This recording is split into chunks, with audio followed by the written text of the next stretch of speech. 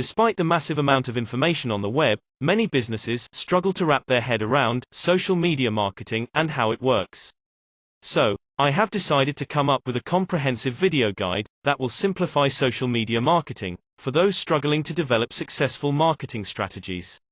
In this video, we will see what is social media marketing. Social media marketing is the process of creating content for each social media platform to drive engagement and promote your brand.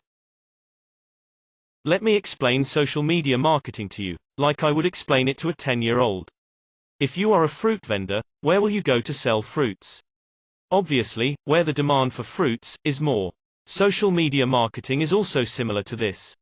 Since over 3.8 billion people on Earth are on social media platforms like Instagram, LinkedIn, Facebook, Twitter, Snapchat, Pinterest.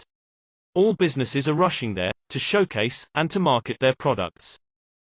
Not only this, but if one person gets more engagement on his/her content, brands rush to them for a review in return for money, and we call it influencer marketing. This is the potential social media holds, and these massive results can social media get. I hope I have been instrumental in explaining social media marketing to you in basic terms.